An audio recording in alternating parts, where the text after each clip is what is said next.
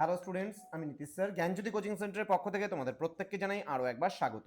তো স্টুডেন্টস, আজকে আমি তোমাদের সঙ্গে আলোচনা করব উচ্চ মাধ্যমিক চতুর্থ সেমিস্টারে যে দর্শন যে বিষয়টি রয়েছে বা ফিলোসফি যে বিষয়টি রয়েছে, সেখান থেকে আজকে তোমাদের মিলের পরীক্ষামূলক অনুসন্ধানের যে পদ্ধতি বলে যে চ্যাপ্টারটি রয়েছে, সেখান থেকে সাজেশনস নিয়ে আলোচনা করব। 100% কমন পরীক্ষায় প্রশ্ন কিন্তু তোমরা কমন পাবেই পাবে। তো আমি প্রতিদিনের মতো আজকেও বলবো, আমি যেই প্রশ্নগুলো তোমাদের মার্ক করে দেবো সেগুলো কিন্তু তোমরা খুব ভালো করে পড়বে। যেমন প্রথম প্রশ্নটা, উদাহরণ ও আকার দেখে মিল বর্ণিত অম্বয়ী পদ্ধতি, এটা কিন্তু ভেরি ভেরি ইম্পর্টেন্ট। অম্বয়ী পদ্ধতি ভালো করে পড়তে হবে, অথবা এটা অথবা দিয়ে আসতে পারে। এটা আমার 2 নম্বর কোশ্চেন হয়ে গেছে, যে মিলের অম্বয়ী পদ্ধতি এবং অম্বয়ী পদ্ধতির বৈশিষ্ট্য, এই এর মধ্যে সংজ্ঞা পাবে, আকার পাবে, দৃষ্টান্ত, সুবিধা অসুবিধা, পার্ট পার্ট করে কিন্তু কোশ্চেনটা আসবে। নেক্সট এই প্রশ্নটা ভেরি ভেরি ইম্পর্টেন্ট। সমুদ্রের কাছাকাছি জায়গায় প্রচুর নারকেল গাছ জন্মায়, সুতরাং সমুদ্রবর্তী আবহাওয়া নারকেল গাছ জন্মানোর কারণ। পদ্ধতিটি ব্যাখ্যা করো, চিহ্নিতকরণ, সংজ্ঞা, আকার, সুবিধা অসুবিধা, ভালো করে পড়বা, আসবেই। এই প্রশ্নটাও, যখন ওই আইসক্রিম খাই তখন ওই গলায় ব্যথা হয়, সুতরাং আইসক্রিম খাওয়াই হচ্ছে গলার ব্যথার কারণ। এখানে মিলের কোন পদ্ধতি প্রয়োগ করা হয়েছে, পদ্ধতিটি ব্যাখ্যা করো, চিহ্নিতকরণ, সংজ্ঞা, আকার, সুবিধা অসুবিধা, ভালো করে পড়তে হবে। নেক্সট, মিলের ব্যতিরেকি পদ্ধতিটি ব্যাখ্যা করো, সংজ্ঞা, আকার, দৃষ্টান্ত, সুবিধা অসুবিধা। ব্যতিরেকি পদ্ধতির সুবিধা অসুবিধাগুলি লেখো। নেক্সট, বাতাসে অক্সিজেনের উপস্থিতিতে লোহায় মরিচা ধরে না, সুতরাং অক্সিজেনের উপস্থিতিতে মরিচা ধরার কারণ। উপরের যুক্তিটিতে মিলের কোন পদ্ধতি প্রয়োগ করা হয়েছে, পদ্ধতিটি ব্যাখ্যা করো, চিহ্নিতকরণ, সংজ্ঞা, আকার, সুবিধা অসুবিধা।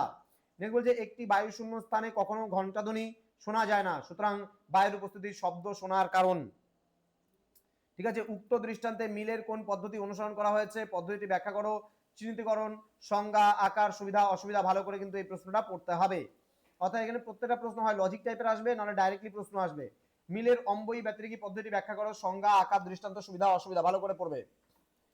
নেক্সট প্রশ্ন, যেমন এটা, এগুলো লজিকের প্রশ্ন, এগুলো দেখবে। এই যে স্বপরিবর্তন পদ্ধতি, আমি আবার বলেছি, এখান থেকে তোমার হচ্ছে স্বপরিবর্তন পদ্ধতি এটাও আছে, যেমন স্বপরিবর্তন পদ্ধতি এখানেও বলছে, দৃষ্টান্ত মিলের স্বপরিবর্তন পদ্ধতি, এটা ডাবল হয়ে গেছে কোশ্চেনটা। একটা প্রশ্ন, আমি 4টা প্রশ্ন বলছি, একটা প্রশ্ন এখান থেকে, দেন অম্বয়ী ব্যতিরেকি পদ্ধতির 2টা প্রশ্ন, ঠিক আছে, 2টো প্রশ্ন, ব্যতিরেকি পদ্ধতি, ঠিক আছে, 3টা প্রশ্ন, আর হচ্ছে অম্বয়ী পদ্ধতি, ঠিক আছে, যে অম্বয়ী পদ্ধতি এই প্রশ্নটা, ঠিক আছে। এই 4টে প্রশ্নের মধ্যে এখান থেকে তোমরা একটা 6 নম্বরে 100% কমন পাবা, একবারে 100%, ঠিক আছে। এটা লজিকের প্রশ্ন পড়বা। 3 নম্বরের জন্য এখান থেকে একটা প্রশ্ন যেমন দিয়েছে, আমি কাকতালীয় দোষ কি সংক্ষেপে আলোচনা করো, আর এই পদ্ধতিটা চাইলে পরে পড়তে পারো, ঠিক আছে। 2 নম্বরের কোনো, আমি লিখে দিয়েছি এখানে, এই অধ্যায় থেকে 2 নম্বরের প্রশ্ন না পড়লেও চলবে, কিন্তু তোমরা যদি পড়তে চাও এগুলো একটু হালকা দেখে যেতে পারো, কোনো অসুবিধা নেই। এই কয়টা প্রশ্ন, কিন্তু এখান থেকে কোনো প্রশ্ন পরীক্ষায় 2 নম্বরের অন্তপক্ষে আসবে না। 3-এর আসতে পারে কাকতালীয় দোষ, সাথে আরেকটা প্রশ্ন আমি এক্সট্রা পড়ার জন্য দিয়েছি, অম্বয়ী ব্যতিরেকি পদ্ধতিকে অম্বয়ের দ্বিত্ব প্রয়োগ বলা হয় কিনা। আর বড় প্রশ্ন এখানে আছে 18টা প্রশ্ন, কিন্তু তার মধ্যে 4টা প্রশ্ন আমি যে মার্ক করে দিলাম, স্টার করে দিলাম, সেই 4টা প্রশ্ন পড়লেই হয়ে যাবে। বাকি লজিকগুলো তোমরা প্র্যাকটিস করতে চাইলে করতে পারো, আদারওয়াইজ তোমাদের প্রয়োজন নেই। তো এই হচ্ছে suggestions.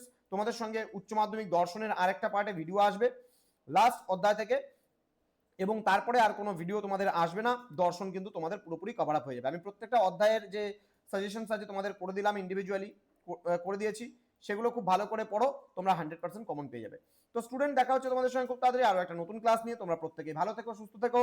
Thank you so much, thanks for watching after all, thank you.